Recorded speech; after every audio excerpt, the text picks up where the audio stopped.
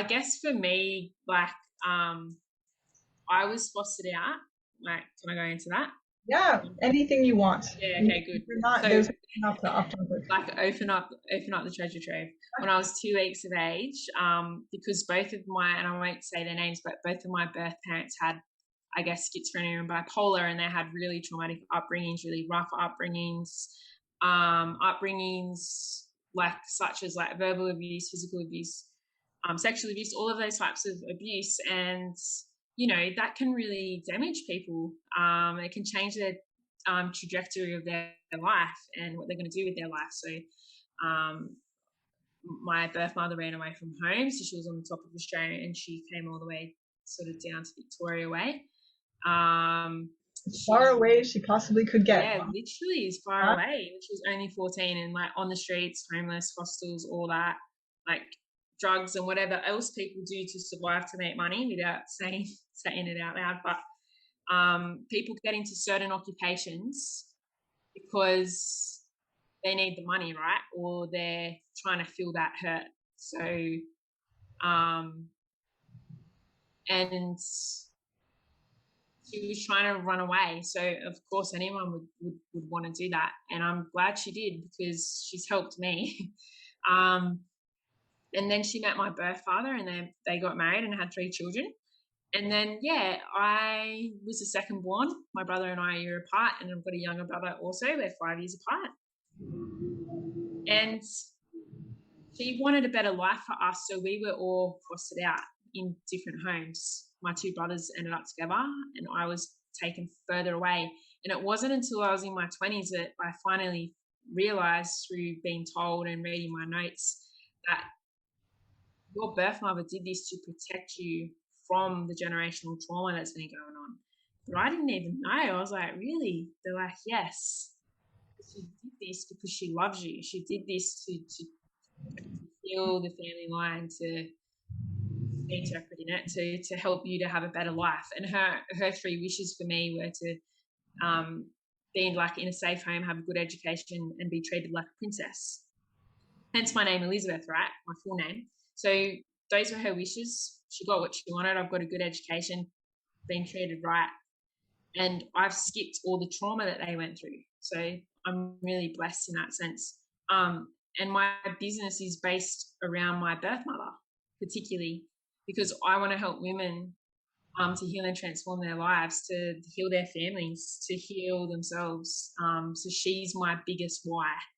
Like, Yeah. yeah, she's my biggest why. I'm my biggest why. My partner's my biggest why, and my future children that aren't here at the moment, they're my biggest why because I want to be the best person that I can be and the best mother one day, the best wife. Like, that perfection is part of us, but like I want to educate people, write books about it, talk about it.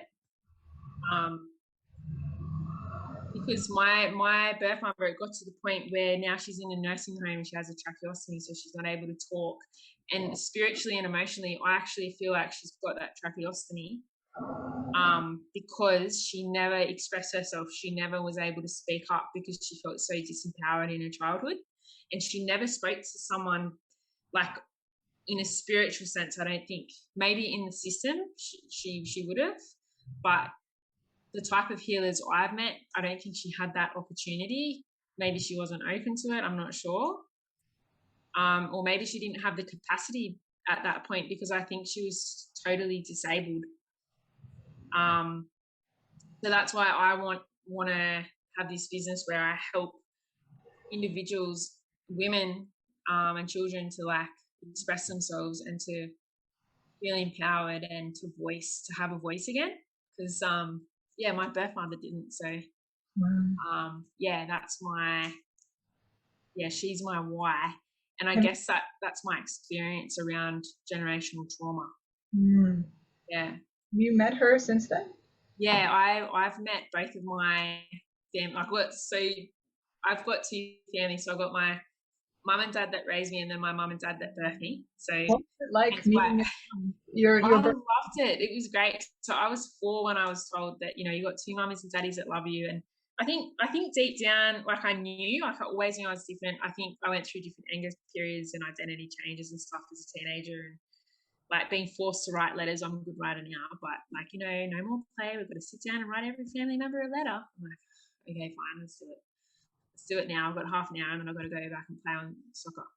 So it was like, I guess when I met my mum, it's like I knew that we were connected somehow.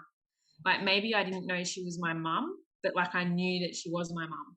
If you know, like it's How like old? four. Four when you first met her. Okay, got it. Yeah. Yep. So I might not have cognitively known, but I feel like energetically and emotionally I knew. Like I'm like, yeah, we're connected. And do you see a lot of similarities in her, in the Yes. both of you? Yeah. Yes, it's so weird. I got my partner to like meet them. I'm like, listen, you've met my mum and dad, and now I want you to come meet my other mum.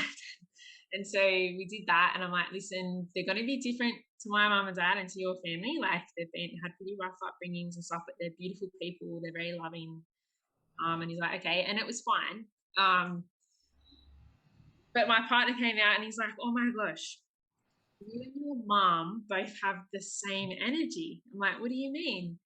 And he's like, you both have this innocence and purity about you, like this energy that I can't pinpoint, I can't say it in words, but you both just have this beautiful energy about you both.